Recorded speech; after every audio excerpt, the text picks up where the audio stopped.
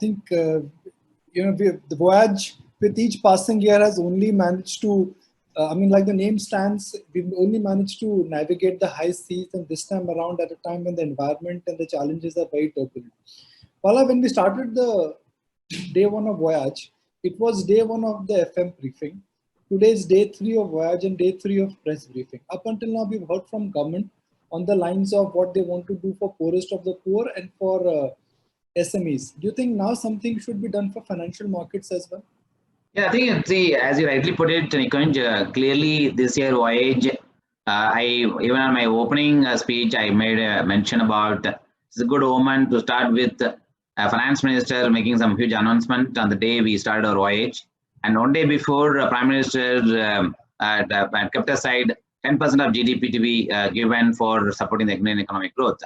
If we just add the math, then what the finance minister has done in the last 2 days, and then what Prime Minister has announced in the first day of the announcement, there is still a lot to be done with respect to the financial market. I would assume whatever they have done so far, it is to just boost the confidence of NBFC's market, confidence in the lending market, confidence to the MSME market, also to the agriculture sector. They have announced and addressed the needs of them. And what probably could be coming in related to the capital market, with respect to some bit of taxations or some bit of tax-related issues, which can actually boost the consumption and so on and so forth. And that's something I think one could expect. But I think still, I think what needs to be done, though the bond market, I think post the announcement of the last 2 days have rallied a bit, and the equity markets have been a bit volatile. But having said that, I think the commitment of the government, I think, has been reflecting the way I think the speed at which they are implementing. And hopefully, I think they would also take some steps towards reviving the sentiment in the capital market. Bala, as a fund manager, you've always been optimistic. Last 20 years, I've always interacted with you. You've said that, look, think long term, don't look at short term, don't confuse between temperament and temptation, understand your risk, and that's the way you should invest. My simple question is that on this forum, when everyone is trying to understand that is SIP a great route, should one really stick to mutual funds when they are finding it difficult to beat benchmarks? How would you address these concerns? Because there is data which is available now, which clearly says that 10-year SIPs have not made money. 5-year SIPs are losing money. And for those who are making money, benchmarks are doing much better than them. Yeah, I think the observation is, while one can argue that the observation that we have made is right, and this kind of scenario we go through every 5-6 years whenever the market turns volatile or gets into a prolonged period of uncertainty. And the last which I saw, a similar question was being asked in the year 2008, and immediately post Lehman Brothers crisis, 2009, market was okay, 10, 11 was bad, even 12 was bad, 13 the confidence started coming back. Exactly in the year 2011, I used to get a lot of questions from extremely learned people who have understood the market, who have been investing in the market, who knows that long-term means is still retirement. When such people used to ask me a question that, Bala, my SIP returns are now coming negative, should I continue my SIP or should I just skip or maybe come back later on to continue my SIP? And believe me, though that period, it was extremely difficult to give that answer. But at the same time, the only one answer I used to give, the money is actually coming for a longer term, which essentially means you're coming for 10 or 15 years period. Therefore, you should not look at your short-term performance in SIPs or maybe 2 or 3 year period and get nervous on the basis of it. You should not make the mistake of stopping these SIPs. That used to be one common answer I used to give. And clearly, when the 2014, when the market just jumped by about 58% in a single year, and then all the past years' return got pulled back, and then it came to actually almost about 15-16% of SIP return. But somebody would have continued, only would have got that benefit. Therefore, while their question is right, that yes, in the last 1 year, 3 years, 4 years, SIP returns have not been coming that great. But at the same time, for a SIP to come back and deliver a better return, you need 1 or 2 bull market or 1 year of good market, sufficient enough to actually pull up the whole return. That's the beauty of equity. And it goes through a prolonged period of the bear period, prolonged period of underperformance for about 2-3 years. At the same time, in 1 year of good performance actually makes up for actually all the shortfall. Having said that, I think even a money manager for the matter, the last 2 years, again, as I mentioned yesterday, that people have not been able to beat the benchmark, because the last 2 years, only about 4 or 5 stocks were pulling up the market in terms of generating return. But having said that, after the March fall in the market, it has not left any difference between any sectors or any stocks, irrespective of whatever the value of these companies. Growth companies got hammered, the value companies remain more valuable. And in this scenario, all of them come at par. And this is the time where money managers, as Mahesh was mentioning, or maybe other my colleagues were mentioning, I think they will be able to find the winners and make a difference in the portfolio while reconstructing that can potentially outperform the index over a period of time.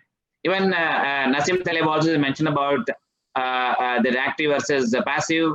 Even Dean Conner, who is Sun Life CEO, even he mentioned about this, if you recall, that in the long run, money managers to perform better than the equity, better than the index is, of course, the probability is quite high. Therefore, active money managers, though they're underperforming there for a brief period, in the last 3-4 months, we are seeing that trend also is changing.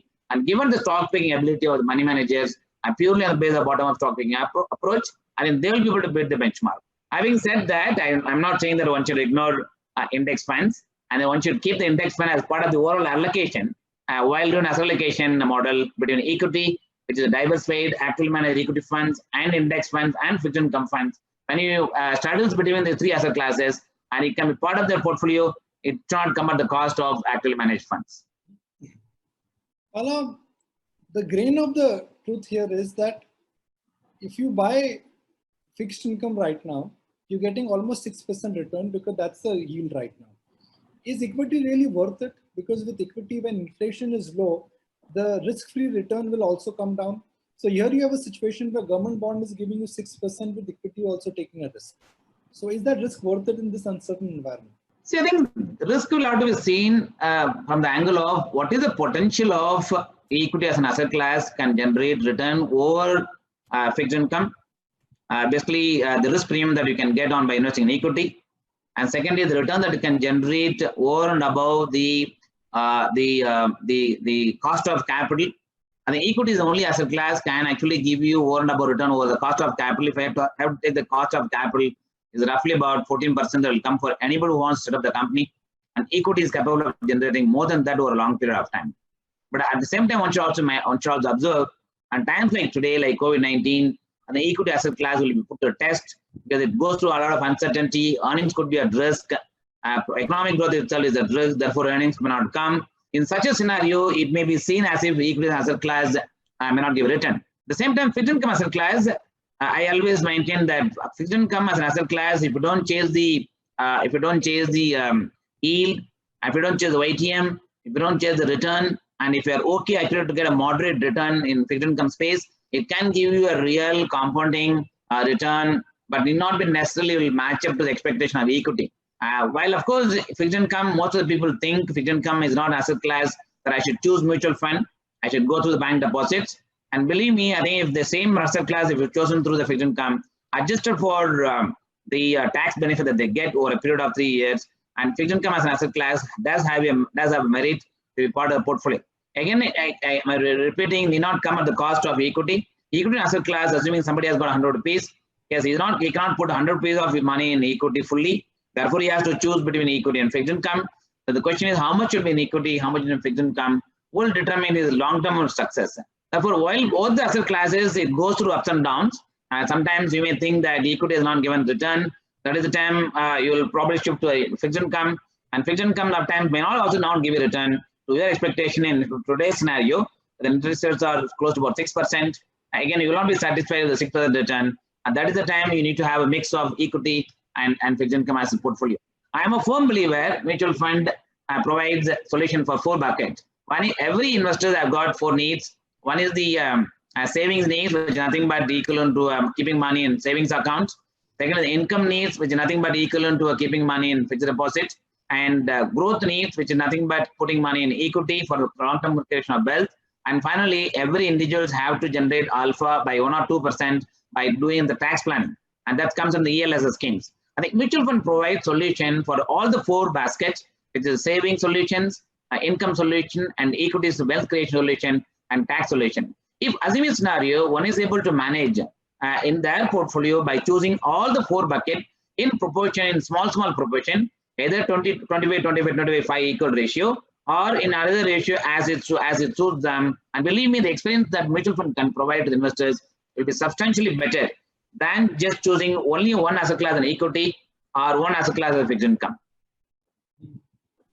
I was speaking to Ray Dalio 2 weeks ago, Bala, the man who runs biggest hedge fund in the world. And he said that to survive this market, you need to do three things: diversify, second, diversify, third, again diversify. How would you react to that? Yeah, I think interesting, Nikunj, is like Warren Buffett says, first of all, we should not, rule number one, don't lose money. Rule number two, don't forget the rule number one. Is easier said than done. It's extremely simple. And most of the time, I also believe the simplest of the stuff is difficult to follow. A complex thing that I think people generally try to understand more, because they pay more attention to the complex because they don't understand, and therefore you pay more attention. The more the attention you pay, not necessarily understood the complexity, therefore the complexity remains complex. Whereas in a simplistic manner, if you have to diversify the portfolio, I think the mutual funds provide the great opportunity. Sometimes I have seen in 1999, when we ourselves as a fund house had large exposure to one single sector, used to give a fantastic return, which is the IT asset sectors. And we had to pay a price in 2000 bubble when it happened. And at the time, regulatory change also happened for diversifying the portfolio into various sectors, in various stocks, in different allocation, in equity. The same way in fixed income, even if I lose money on single security, we invest about 150 security as part of diversification.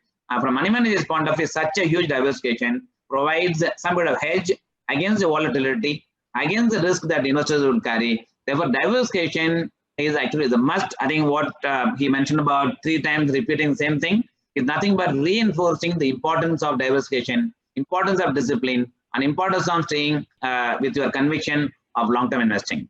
Bala, everybody is talking about the 2008 experience. First the fall and fear, and then patience and perseverance made rewards. The difference between 2008 and 2020 is that the pain and the anxiety and the curiosity, I think, is huge because of the medical crisis. But in terms of prices have not collapsed. Dow is down 12-13% from the recent high. Indian markets have moved from 7,500 to 91, 9,200 on the Nifty. So some would argue that while the economy is in a worse shape than last 10 years, IMF is talking about the biggest recession in the last 100 years. Equity markets are either behaving as if they're Teflon coated, or equity markets are ripe for a big sizable correction. I think there are a lot of unknown this point of time one has to deal with, Nikunj, as the last 2 days sessions would have given multiple number of times that everyone would have expressed about unknowns. And these kind of unknowns, uncertain time, only 2 agencies come to the help of the economy, rescue of the economy. One is the government of the respective governments in the respective countries, and second is central bankers. And both of them, if you look at the speed at which they are working towards bringing back the economy back on track without letting them actually go into recessions, is something that shows their commitment actually to keep the economy keep going. Which essentially means that while the probability of recession, the probability of fall, I think probably could only keep going up. At the same time, the steps that are being taken by the government as well as the central bankers and other regulatory bodies to support the economic growth would also bring back the optimism and the hope. I think what the market is currently discounting is some bit of a hope, some bit of optimism. As the day the Prime Minister announced, though everybody knows that 10% of GDP being kept aside to support the economy, everybody knows it's going to come at the cost of the fiscal. It's going to come at the cost of money being printed. But that's again being seen as a positive, given the fact that it's going to actually at least help the economy to get revived, therefore the confidence coming back. I think that from the market point of view, what many times is needed is not just driven by only the valuation, not driven only by the earnings, it's also driven by the hope and optimism. As long as we have the mix of these 3 and try and do the balancing between these 3 at all point of time, then the overall market sentiment would remain intact. But having said that, at the end of the day, the market has got 2 players. One is of course long players, and second is the short sellers. At this point of time, short sellers also will have the field day, and whenever the uncertainty is there, there's equal amount of buyers and the equal amount of sellers. And whenever the equal amount of sellers actually goes beyond the buyers, naturally the market will tend to be volatile and tend to bring back the pessimisms. And this fight, I think, probably will go on for some time. And given the fact that COVID-19 has reset the economy in multiple ways, both for the way the company operates and the way I think individuals are going to operate, and the way I think the business outcome is going to be determined as we move forward, the whole economy will be put to challenge. And that resetting, it comes at the cost of a lot of uncertainty. And therefore, the market is still trying to adjust on which side to swing. It's on the bear side or the bull side. And that's something I think will remain as a challenge for some time in predicting the equity markets. So Bala, before we wrap, How has the lockdown experience been for you? Your children are back home. Your daughter, congratulations, she just become a doctor. Um, your son is at home last time when I spoke to you. So are you excited that you're spending more time with your family, or they are troubled because they're spending more time with Papa? Of course, at home everybody is happy because in the last 30 years of my working career, they would have hardly seen me at home except on the weekend on Sundays. Now, of course, the lockdown, I cannot escape anywhere. I cannot give any excuses saying I have a meeting in office, I have to meet some clients, I have meet all such excuses I can't give. My travel times, of course, going out of Mumbai has come down quite significantly. So therefore, my house, my wife and my daughter, everybody is very happy to see me at home. At the same time, it also, the question is how do you pass your time? Of course, you have to shuffle between your Zoom calls and attending to the market calls, and then go back to sometimes the kitchen work or sometimes to the cleaning work and so on and so forth. The multitasking, which otherwise normally I'm used to doing in the office, is of course continues even at home. Tell us a secret which nobody knows, Bala. Anand Mahindra tweeted a couple of days ago saying that, look, I'm guilty of wearing lungi while doing board meetings. Of course, there's no secret as such because life is, I always believe, is an open book. And people should not see anything that's secret that lies in somebody's mind as long as one is able to see the individuals, the behavior. So I believe in that, and therefore there is nothing secret which I can say. At the same time, of course, there's again open secret. Ultimately, life is very simple. So I'm a firm believer that each one of us are playing a role in their own life in the form of a patra, which of course you are all acting in whichever way. I think we all do that acting perfectly to ensure that the role that we have taken at home as a father, at home a family member, in office, you have the role that each one of us, I think, play the role very effectively. And I'm sure the outcome will also be that much better. So that's something which I'm a firm believer, and just continue doing that. And secondly, of course, continue to keep your hard work, and outcome one doesn't know. As long as you keep your hard work with some bit of smartness attached to it, without complicating, without creating confusion in the minds of people, I think that also can give you better results. And third is stick to your basics, the way I think what gave you a growth and as a childhood, and go back to the childhood days and see whatever you learned, and that can continue even during now without getting worried about that you have grown in life and you are playing these kind of roles in the industry and so on and so forth without getting into your head, and then keep the simplicity and stay to the grounded. I'm sure things can work well without, of course, and not necessarily it can give you a big growth that as you may desire, but as long as it gives you stability, I think it should be fine. Bala, it's so true that all of us now need to learn, unlearn, and I guess relearn. It's been such a pleasure interacting with you. I just want to say it for the benefit of those participants who are live watching us on the webinar, that over the years, I'm being a financial commentator. I ask questions for a living. That's my job as a financial anchor. When I meet people in my 20-year journey, the questions I've asked, the response sometimes has been good, bad, and sometimes it's extraordinary. I've had the pleasure of meeting very fine and extraordinary people, and Bala is one of them.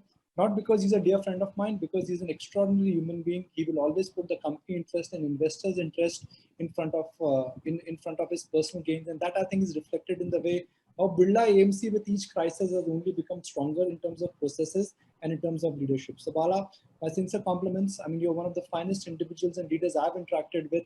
I may be asking questions for a living, but every time I've asked you questions, you've given me the right and the precise answers. So thank you very much, Bala. Yeah, thank you, Niken. It's very nice interacting with you. Thank you. Mutual fund investments are subject to market risks. Read all scheme-related documents carefully.